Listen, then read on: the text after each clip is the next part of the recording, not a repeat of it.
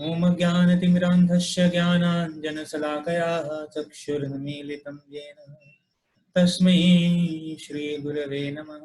हे कृष्ण करुणा सिन्धु दीनबन्धु जगत्पते गोपेश गोपिका कान्त राधा कान्त नमस्तुते। तप्त काञ्चन गौराङ्गी राधे वृन्दावनेश्वरी वृषभानुसुते देवी प्रणमामि हरिप्रिये। वाञ्छाकल्पतरुर्भ्यक्ष कृपा सिन्धुभ्यैव च पतितानां पावनेभ्यो वैष्णवेभ्यो नमो नमः। जय श्री कृष्ण चैतन्य प्रभु नित्यानंद श्री अद्वैत गदाधर श्रीवासादि गौर भक्त वृंद। हरे कृष्ण कृष्ण कृष्ण हरे हरे, हरे राम राम राम हरे हरे। हरे कृष्ण। तो आज हम चर्चा करने वाले हैं श्रीमद् भगवद गीता अध्याय 7 श्लोक संख्या 16।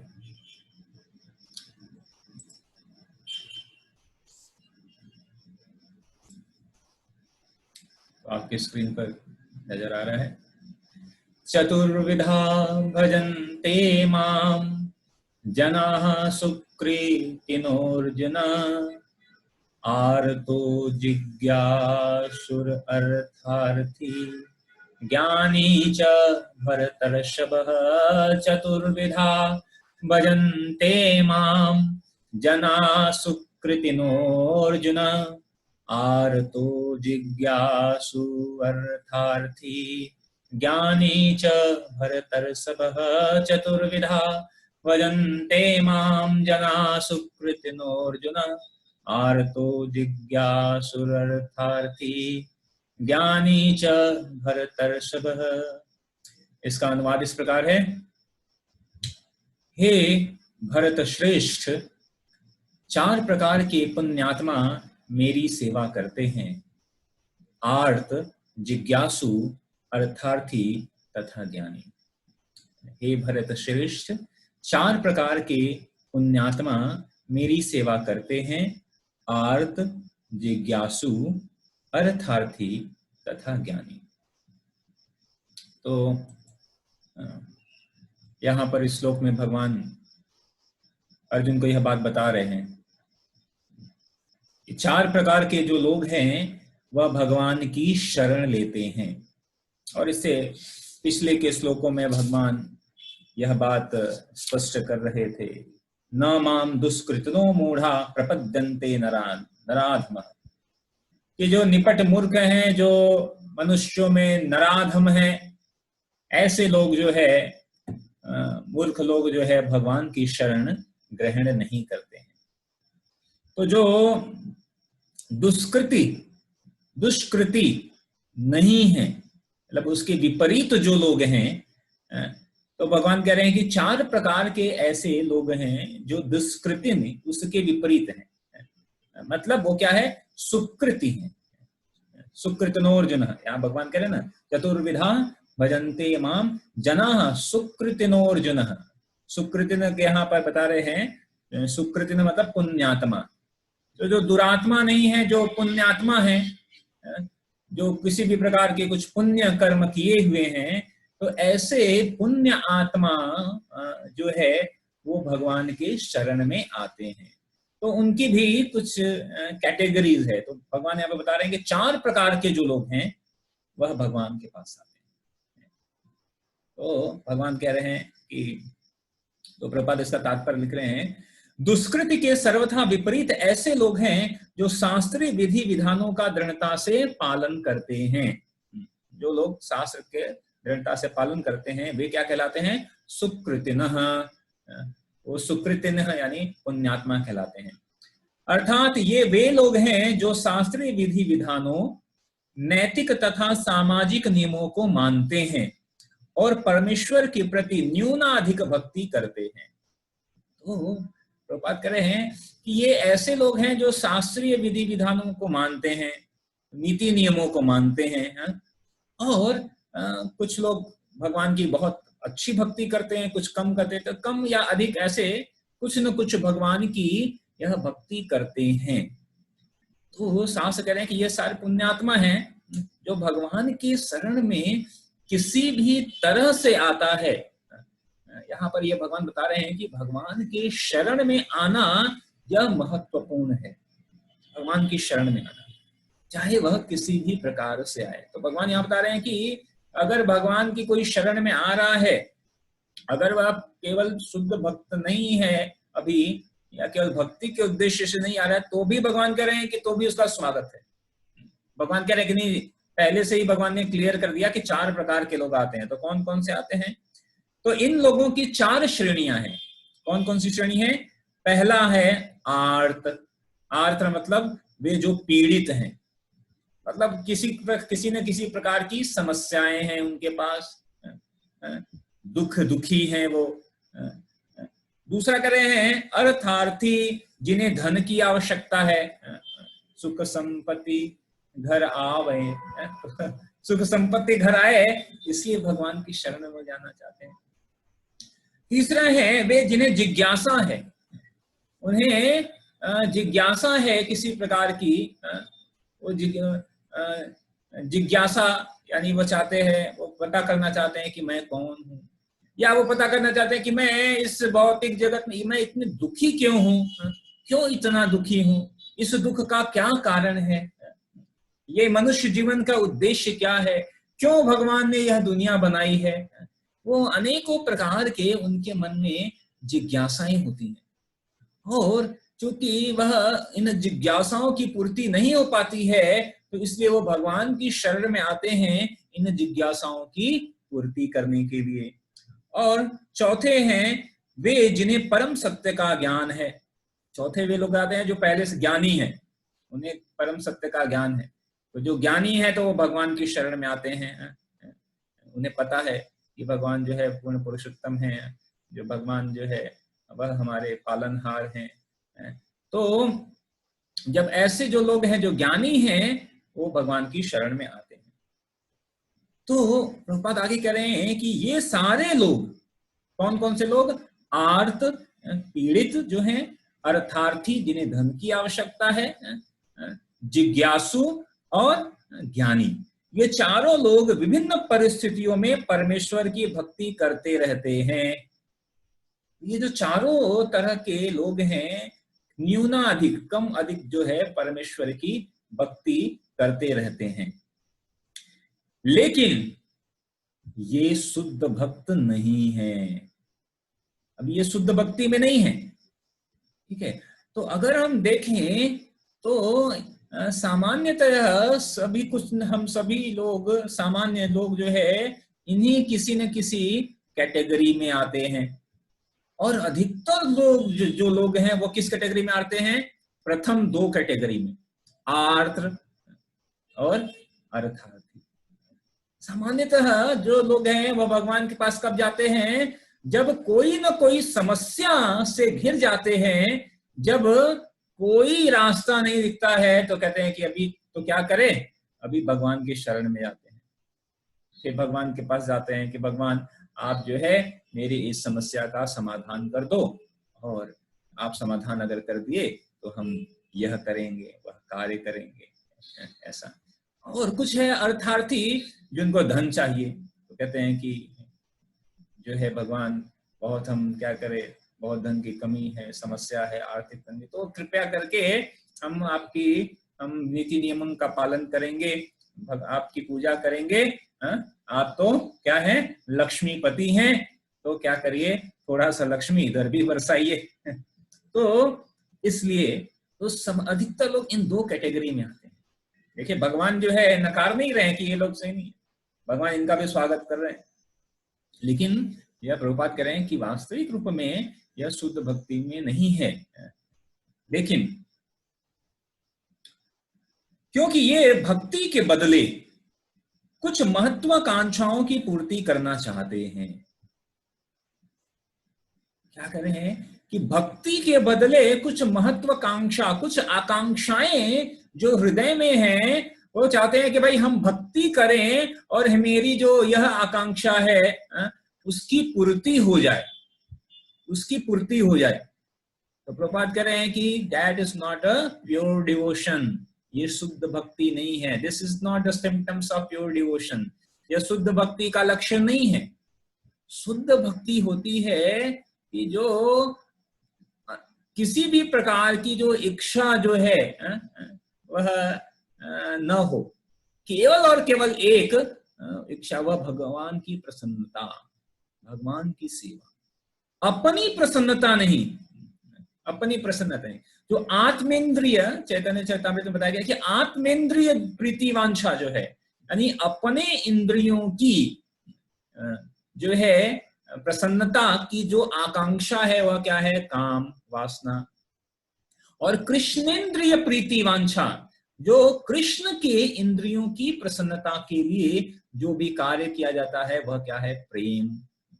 तो काम और प्रेम में यह अंतर स्पष्ट किया गया कि काम क्या है, अपने इंद्रियों की तृप्ति के लिए किया गया इच्छा या कार्य, और कृष्ण के प्रसन्नता के लिए, भगवान की इंद्रियों की प्रसन्नता के लिए, भगवान की संतुष्टि के लिए जो भी हम कार्य करते हैं वह है भक्ति वास्तविक।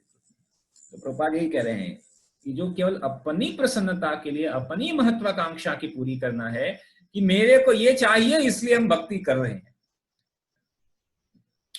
शुद्ध भक्ति जो है वह निष्काम होती है, उसमें कोई अपनी कामना नहीं होती है, अपनी प्रसन्नता के लिए अपने लाभ की कामना नहीं होती है शुद्ध भक्ति में, और उसमें किसी लाभ की आकांक्षा नहीं रहती है।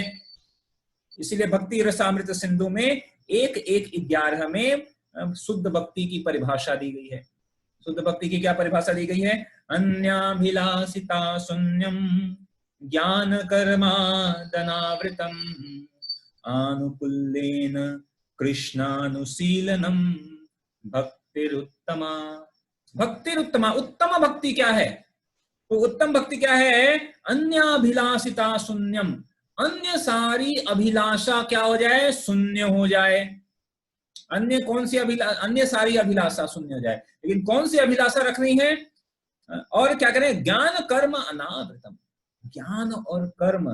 तो इसका अनुवाद है, मनुष्य को चाहिए कि परमेश्वर कृष्ण की दिव्य प्रेमा भक्ति किसी सकाम कर्म अथवा मनोधर्म द्वारा भौतिक लाभ की इच्छा से रहित होकर करे। कोई भी भौतिक लाभ की इच्छा नहीं होनी चाहिए।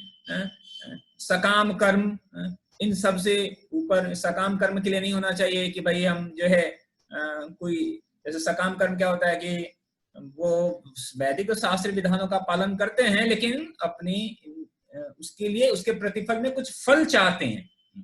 ठीक है, तो हम क्या कहते हैं कि कुछ यज्ञ करेंगे, किस लिए यज्ञ करेंगे, तो इससे धन मिल जाए, यह व्रत करेंगे, धन लक्ष्मी व्रत करेंगे, अनेकों इस तरह। तो सकाम कर्म वह है। आनुकूल्येन कृष्ण अनुशीलनम भक्तिरुत्तमा, भौतिक लाभ की इच्छा से रहित होकर यही शुद्ध भक्ति कहलाती है। तो शुद्ध भक्ति मतलब कि जो है केवल कृष्ण की प्रसन्नता के लिए किया गया कार्य, अपनी इंद्रिय तृप्ति के लिए नहीं, वह है भक्ति। यहां से भक्ति का प्रारंभ होता है।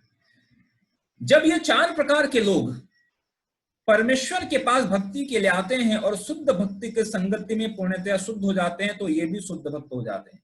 बात कर रहे हैं कि लेकिन सामान्यतः ऐसा तो नहीं है कि हम एकदम शुद्ध भक्त है तो हम भगवान के पास जा रहे हैं। अभी हमारे हृदय में अनेकों प्रकार की आकांक्षाएं हैं, लेकिन उसके बाद भी अगर हम भगवान की शरण में जाते हैं तो भगवान उनको जो है प्रसन्न होते हैं, उनको स्वीकार करते हैं, भगवान उनको स्वीकार करते हैं। यह उसी प्रकार है, कई बार मैं उदाहरण यह देता हूं कि जैसे अगर किसी व्यक्ति को जो है एक छोटा बच्चा है और उसको कुछ सामान चाहिए, ठीक है, तो वह अगर अपने पिता से मांग करता है तो पिता कहता है ठीक है, अच्छा है, लेकिन वह किसी बगल के अंकल से मांगता है तो माता पिता को अच्छा नहीं लगता है, कहते हैं कि तुमको जो चाहिए तुम हमसे मांगो भाई, बगल के अंकल से और पड़ोसी से और उनसे मत मांगो, नहीं तो वो लोग क्या सोचेंगे, वो लोग क्या सोचेंगे कि अरे ये इनका बच्चा है और हमसे मांगने आ रहा है। ठीक है, तो भगवान को भी अच्छा नहीं लगता है कि हम भगवान की शरण छोड़कर किसी अन्य की शरण में जाएं। ऐसे तो ये हमारी मूर्खता है कि हमारे पास परम जो है समस्त ब्रह्मांड, अखिल ब्रह्मांड के स्वामी लक्ष्मीपति, सहस्त्र लक्ष्मीपति भगवान हमारे पिता हैं, और उस भगवान को छोड़कर हम किसी अन्य के पास जाएं तो ये तो निरा मूर्खता ही होगी, और भगवान को ये पसंद नहीं। तो अगर हमें अगर एक सामान्यतः किसी व्यक्ति के हृदय में कुछ आकांक्षा भी है, तो भी अगर वो भगवान की शरण में जाता है तो जो भगवान है उनको क्या करते हैं, धीरे धीरे शुद्ध कर देते हैं। तो शुद्ध कैसे होते हैं कि जब वो भगवान की शरण में आता है, भक्तों की संगति करता है, शुद्ध भक्तों की संगति करता है, तो भक्तों की संगति में धीरे धीरे वह क्या हो जाता है, शुद्ध सा आचरण शुद्ध हो जाता है, और धीरे धीरे वह शुद्ध भक्ति में संलग्न हो जाता है, शुद्ध भक्ति में संलग्न हो जाता है। तो यह जो है ऐसा, यह प्रोसेस है, यह ऐसा रास्ता है। जहां तक दुष्टों यानी दुष्कृतिनों का प्रश्न है, उनके लिए भक्ति दुर्गम है। जो दुष्ट प्रकृति के लोग हैं, जो दुरात्मा हैं, उनके लिए भक्ति दुर्गम है। उनको लगेगा, कहेंगे ये भक्ति कुछ नहीं है भाई। बहुत लोग कहते हैं ना, अरे ये भक्ति कुछ नहीं है, ये सब ढोंग है, तो ये सब नहीं करना चाहिए, क्योंकि उनका जीवन स्वार्थपूर्ण है, अनियमित तथा निरुद्देश्य होता है। जीवन का कोई उद्देश्य नहीं है। जीवन का उद्देश्य है कि केवल बस किसी तरह अपनी इंद्रिय तृप्ति हो जाए, ठीक है। और अधिकतर लोग, आप देखिए, आप किसी को बहुत ऑब्जर्व करिए कि ऐसे कौन से लोग हैं जो यह कहते हैं कि भगवान नहीं है, या ऐसे कौन से लोग हैं जो कहते हैं कि भगवान की पूजा नहीं करनी चाहिए। आप देखेंगे तो ये वही लोग हैं, यहाँ पे प्रभुपाद कर रहे हैं, स्वार्थपूर्ण, जिनको केवल अपने स्वार्थ की पड़ी, ठीक है। और वो जानते हैं कि अगर हम यह मानेंगे कि भगवान है, हम फिर शास्त्र मानेंगे, शास्त्रों की अगर बातें मानेंगे, नीति नियम मानना पड़ेगा, और अगर ये सारे नीति नियम अगर हम जब मानना प्रारंभ करेंगे तो क्या होगा, क्या होगा, तब हम अपना मौज मस्ती कैसे करेंगे भाई। तो उनके मौज मस्ती में, उनकी इंद्रिय तृप्ति में क्या है, ये बाधा हो जाती है, ये नीति नियम बाधा हो जाती है। तो कहते हैं कि ऐसा करो कि हम ऐसा कर देते कि भगवान नाम की कोई चीज ही नहीं है, और जब भगवान नाम की कोई चीज नहीं है तो कोई नीति नियम नहीं है, और कोई नीति नियम नहीं है तो जो मर्जी वो करो, जो मर्जी वो करो, जो मन को अच्छा करे वो करो। ऐसा लोग कहते हैं भाई, हमारे मन को जो अच्छा लगता है हम तो वही करते हैं, हम तो अपने मन की मानते हैं भाई, ठीक है। लेकिन ऐसा नहीं है। जो मन है, आप अभी इसके पर हम चर्चा कर चुके हैं कि जो मन है उसमें वह सोच नहीं सकता। मन केवल अपने पुराने अनुभव के आधार पर निर्णय लेता है। वो अनुभव अच्छा भी हो सकता है और बुरा भी हो सकता है। तो इसीलिए अगर केवल मन की कोई बात करे तो उसे कहते हैं मनमानी, मनोधर्म, अपने मन के अनुसार नहीं। मेरा हमें देखना पड़ेगा कि हमारा जो मन कह रहा है वह शास्त्रोचित है या नहीं है, वह नीति नियम के अनुसार सही है या नहीं है। लेकिन लोग जो है अपनी इंद्रिय तृप्ति चाहते हैं, इसलिए वो विरोध करते हैं अपने स्वार्थ की पूर्ति के लिए।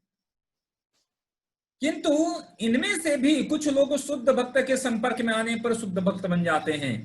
तो बात कर रहे हैं कि यह भक्ति इतनी जो है क्या कहते हैं, महान है।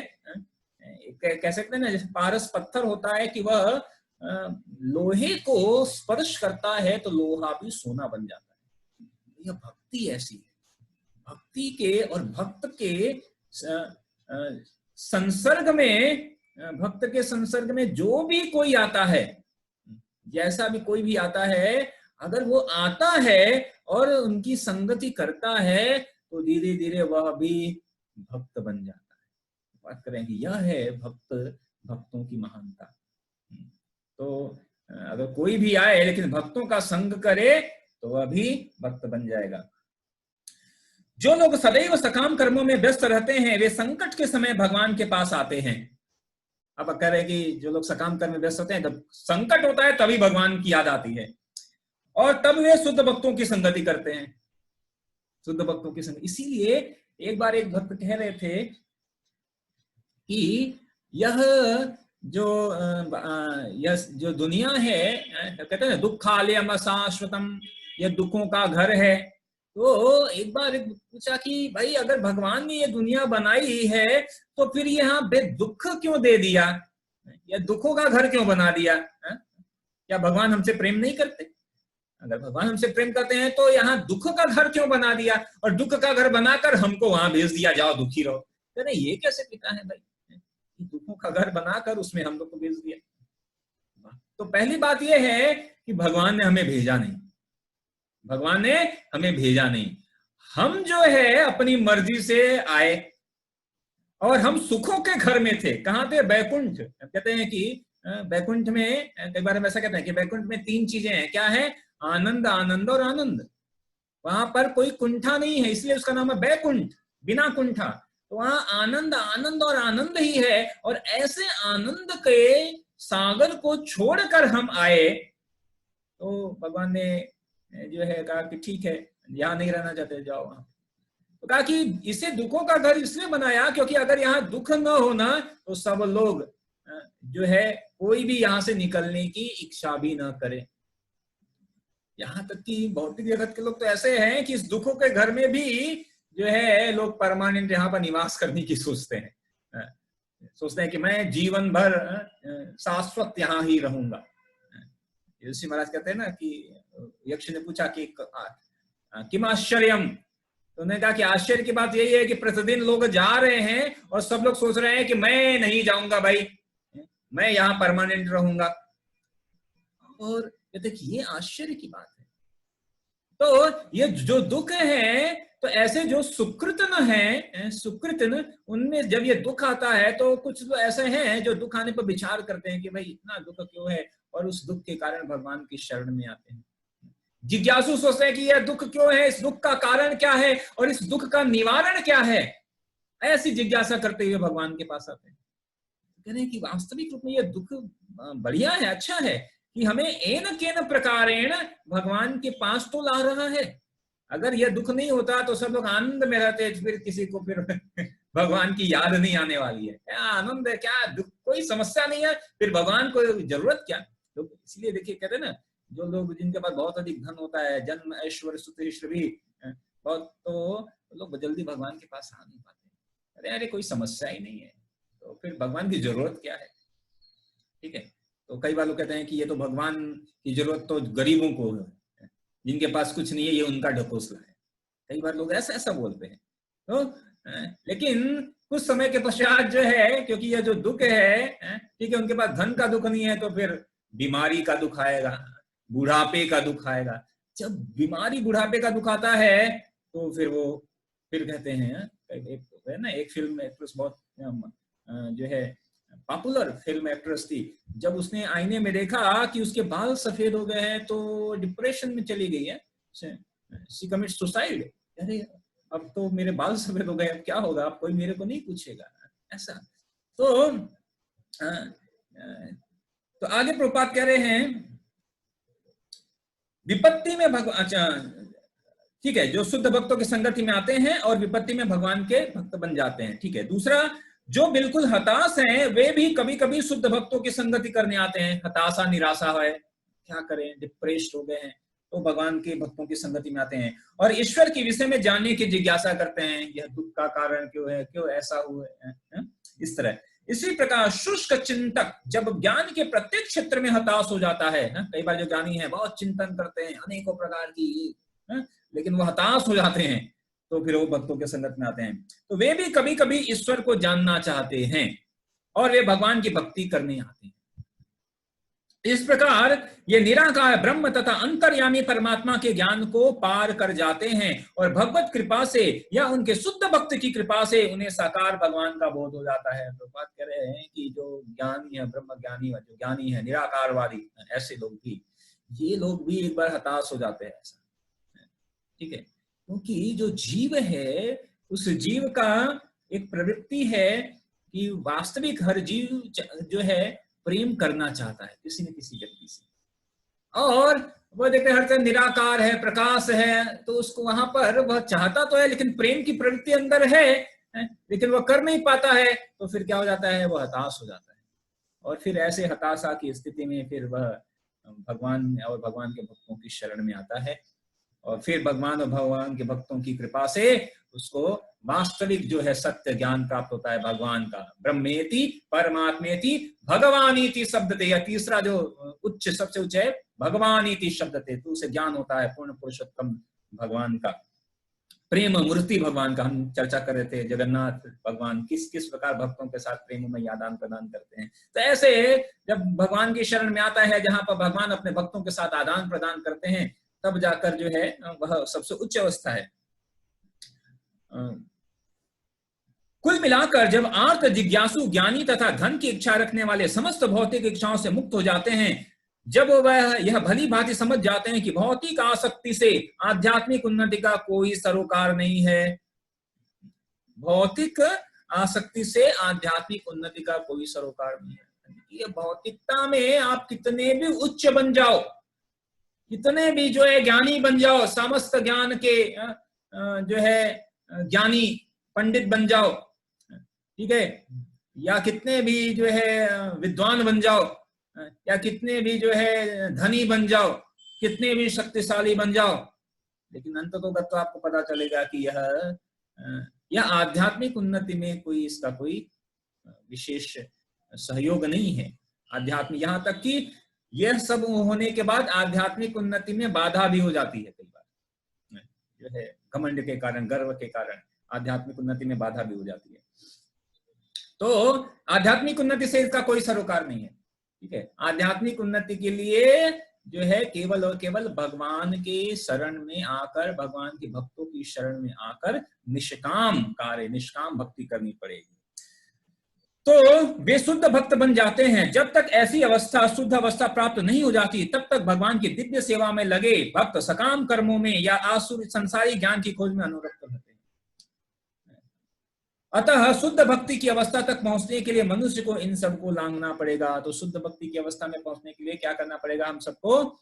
यह सारे जो भक्ति रसामृत सिंधु में बताया ना, अन्याभिलाषिता शून्यम, कोई भी अन्य भौतिक लाभ की आकांक्षा नहीं रखनी है, ज्ञान कर्म ना सकाम कर्म, ज्ञान आदि इन सबसे ऊपर है भक्ति। केवल कृष्ण की प्रसन्नता के लिए, भगवान की प्रसन्नता के लिए कार्य करना। और हम अगर हम फिर सोचते हैं कि अगर केवल भगवान की प्रसन्नता के लिए कार्य करें तो हमारा क्या होगा, हम प्रसन्न कैसे होंगे? तो भगवान की जब प्रसन्नता के लिए हम कार्य करेंगे तो हम स्वतः ही प्रसन्न होंगे। उसी प्रकार जैसे कि वृक्ष के जड़ में पानी देने से वह पानी हर जगह फल फूल जाता है, हर जगह पहुंच जाता है, तो जब हम भगवान की प्रसन्नता के लिए कार्य अगर हम करेंगे तो हम स्वतः ही प्रसन्न हो जाएंगे, उसके लिए अलग से करने की जरूरत नहीं है। तो हम देखते हैं कि श्रीमद् भागवत में इसका उदाहरण है कि ध्रुव महाराज प्रारंभ में जब आए थे तो वह किस कैटेगरी में आए थे? अर्थार्थी। उनको धन चाहिए था। कैसा धन? वो आए थे कि मुझे अपने प्रपितामह, जो पितामह यानी पितामह कौन? ब्रह्मा जी। उत्तानपाद जो है, उत्तानपाद उनके पिता थे, उत्तानपाद जो है उसी ब्रह्मा जी के श्रृंखला में आते हैं। तो उन्हें कहा पितामह से बड़ा राज्य चाहिए था, यानी कहा ब्रह्मलोक, इस भौतिक जगत का सबसे उत्कृष्ट लोक ब्रह्मलोक, उससे भी बड़ा साम्राज्य चाहिए। छोटा बालक थे और गए, जब भगवान की शरण में गए, माता ने उनको भेजा जाओ जंगल में भगवान मिलेंगे, तो वहां पर उन्हें नारद मुनि शुद्ध भक्ति की संगति मिली। और नारद जी ने उसे ऐसा नहीं कहा कि नहीं तुम ऐसा करो, तुम ये तो सही नहीं है, तुम्हें धन चाहिए इसलिए भगवान के पास जा रहे हो, ये सही नहीं है, ऐसा नहीं। नारद जी ने उनको बस जो है उनको संगति दी और उनको कहा कि ठीक है, आप दृढ़ विश्वास है, आप ये लो यह मंत्र लो। तो प्रारंभ में तो वह धन चाहते थे, लेकिन जब भगवान प्रकट हुए तो जब फिर बाद में ध्रुव महाराज प्रार्थना करते हैं तो कहते हैं कि मैं तो कांच के टुकड़ों के लिए आया हुआ था, लेकिन अब तो मुझे डायमंड मिल गया है, अब मुझे कुछ नहीं चाहिए, अब मुझे कुछ नहीं चाहिए। लेकिन फिर भी भगवान ने क्या किया? उनको ध्रुवलोक दे दिया। ध्रुवलोक यानी आध्यात्मिक लोक जिसका कभी विनाश नहीं होता है।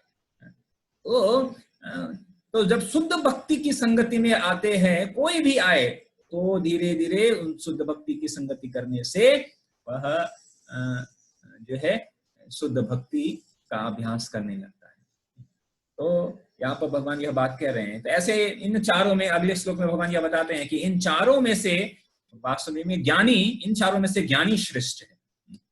तो हमें जो है, भले ही हम किसी भी तरह से कृष्ण भावनामृत में आए, चाहे दुख का समाधान करने के लिए या धन, कुछ भी किसी भी कारण से आए, लेकिन अब हमें यह समझना है कि पहले हम किसी भी कारण से आए, लेकिन अब हमारा उद्देश्य केवल और केवल भगवान की प्रसन्नता होनी चाहिए। पहले भले ही जिस उद्देश्य से आए हैं, पहले भले ही हम जो है बहुत दुखी होने के, अधिकांश लोग इसी कारण आते हैं, दुख के कारण आते हैं, किसी न किसी प्रकार के दुख से, दुविधा से प्रभावित होकर भगवान की शरण में आते हैं। फिर भी उनका स्वागत है, लेकिन केवल यह उद्देश्य प्रारंभ में ठीक है, लेकिन लास्ट तक यही बने रहना यह सही नहीं।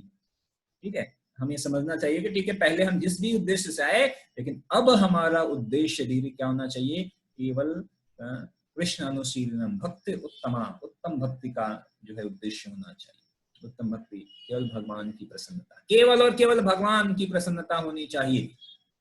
तो यह यहाँ तक हमें आना है, इस उद्देश्य तक हमें पहुंचना है। प्रारंभ चाहे जिस तरह हुआ हो, लेकिन अगर हम शुद्ध भक्तों की संगति करते रहे, तो भगवान और भगवान के भक्तों की निश्चित कृपा होगी, और हम भी इस शुद्ध भक्ति का अभ्यास करने लगेंगे।